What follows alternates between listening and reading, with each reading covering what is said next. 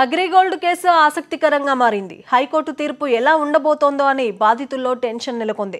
మరోవైపు ఏపీ సర్కార్ వాటి అనుబంధ సంస్థలను రక్షించే పనిలో ఉండడంతో తీవ్ర ఒత్తిడికి లోనవుతున్నారు.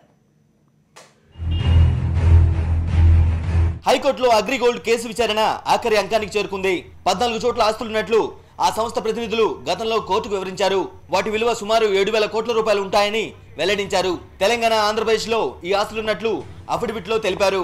అయితే అఫిడవిట్ తప్పులు తడకని 154 చోట్ల అగ్రిగోల్డ్ ఆస్తులున్నాయని బాధితుల తరపు న్యాయవాది కోర్టుకు వివరించారు. యాజమాన్యాన్ని ఎందుకు ఇంతవరకు అరెస్ట్ చేయలేదని బాధితులు ప్రశ్నిస్తున్నారు. అగ్రిగోల్డ్ అనుబంధ సంస్థల ఆస్తులను ఏపీ సర్కార్ కాపాడేందుకు కుట్ర పన్నిందని బాధితులు ఆరోపిస్తున్నారు. ఆల్రెడీ బ్యాంకుల్లో వాళ్ళు తనఖా పెట్టేసి ఆస్తులు అప్పులు తెచ్చుకున్నారు. అలాగే వచ్చేసి మరి బినామీ ఆస్తులుగా మార్చుకొని ప్రజల సొమ్మును బినామీ ఆస్తులుగా మార్చుకొని వాటన్నిటిని కూడా ఒక్కొక్కటిగా అమ్ముకుంటూ ఈరోజు ఎన్కాష్ చేసుకునే దాంట్లో పనిలో ఉన్నారు. ఈరోజు చూస్తుంటే ప్రభుత్వాలని కూడా వాళ్ళు లోపాయికారిగా ఒప్పందాలు కుదుర్చుకొని మరి అన్ని రకాల ప్రభుత్వాలని మరి లోపాయికారిగా మరి ఒప్పందాలు కుదుర్చుకొని అరెస్టులు కాకుండా తప్పించుకునే ప్రయత్నం చేస్తున్నారు. మరి ఇదంతా చూస్తుంటే దీని వెనకాల చాలా పెద్ద కుట్ర అనేది జరుగుతుంది. ప్రభుత్వాలు కూడా వత్తాసు పలుకుతూ మరి నిందితుడిని మరి కాపాడుతూ ఉన్నాయని చెప్పేసి మరి కోర్టు కూడా భావిస్తుంది. కాబట్టి మరి ప్రభుత్వాలని కూడా విశ్వసించకుండా కోర్టు ద్వారానే ఒక స్పెషల్ ఏజెన్సీని అపాయింట్ చేసి వాటి ద్వారానే మరి ఆస్తులను అమ్మేసి మరి పబ్లిక్ ఎవరైతే నష్టపోయారో వాళ్ళకి డబ్బులు ఇప్పించే విధంగా కోర్టు కూడా మరి ముందుకొచ్చింది. తెలుగు 2 రాష్ట్రాలు సహా తమిళనాడు, కర్ణాటకల్లో అగ్రిగోల్డ్ బాధితులు 32 లక్షల మంది ఉన్నారు. అసలు 7,000 కోట్ల రూపాయలతో పాటు వడ్డీ సహా 10,000 కోట్ల రూపాయలు ఉంటుందని బాధితులు వెల్లడిస్తున్నారు.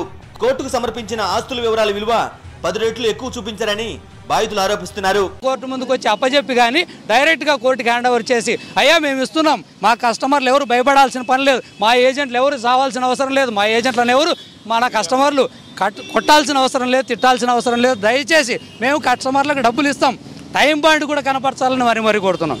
ఎందుకు టైం బాండ్ కనపరచాలని కోరుకుంటున్నామంటే ఎందుకు అంటే దానికి ఒక ఉదాహరణ ఉంది. మీరు ఇస్తామంటారు, సంవత్సరం అవుతుంది 6 నెలలు. అలాగే ఏజెంట్లు ఎవరైతే 8 లక్షల మంది ఉన్నారో వాళ్ళు బ్రతుకు తెరువు కోసమే వచ్చారు.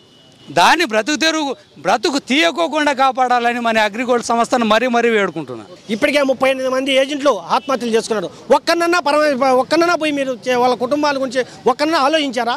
అంటే మీరేమో బాగుండాలా, మీరు 8 మంది అన్నదమ్ముళ్ళేమో హ్యాపీగా ఉండాలా, మీరు ఏసీ కార్లో తిరగాల, మీరు బ్రహ్మాండంగా ఉండాలా. మేము 6 లక్షల మంది ఉన్నాం సార్ ఏజెంట్లు. 6 లక్షల మంది ఈరోజు 32 లక్షల మంది కస్టమర్లు ఉంటే 6 లక్షల మంది ఏజెంట్లు డబ్బులు కూడా నమ్మేసి మేము దాంట్లో సంపాదించింది కాకుండా మా సొంతలు కూడా ఎత్తకపోయి మళ్ళీ కంపెనీలో పెట్టేసాం. మేము ఎంత అమాయకులుగా ఉన్నాం ఒకసారి ఆలోచించండి.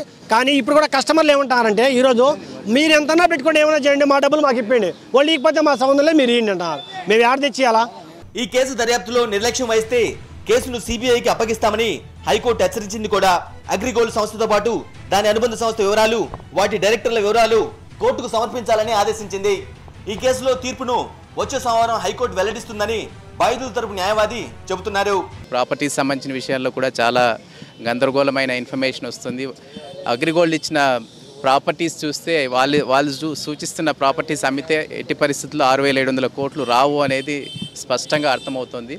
సో దీనికి సంబంధించి ఒక బ్రాడ్ బేస్డ్గా కాంప్రహెన్సివ్ మల్టీ డిసిప్లినరీ ఇన్వెస్టిగేషన్ చేస్తే తప్ప దీంట్లో బ్యాంక్ ఫ్రాడ్ లీనమై ఉంది. ఇందులో బ్యాంక్ ఫ్రాడ్ ఉంది, డిపాజిటర్స్కు సంబంధించిన మోసం ఉంది, సెబీకి సంబంధించి వైలేషన్స్ ఉన్నాయి, ఎన్ఫోర్స్మెంట్ డైరెక్టరేట్ ఇన్వెస్టిగేషన్ చేయాల్సిన అవసరం ఉంది. ఎందుకంటే డబ్బు చాలా రూట్లు మారి ఎక్కడెక్కడికో పార్క్ చేయబడింది.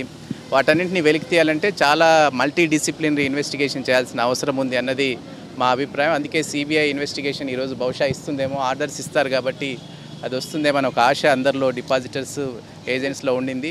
హైకోర్టు తీర్పుతో తమకు న్యాయం జరుగుతుందని బాధితులు ఆశాభావం వ్యక్తం చేస్తున్నారు. వాసుదేవ్ రెడ్డి, సాక్షి న్యూస్, హైదరాబాద్.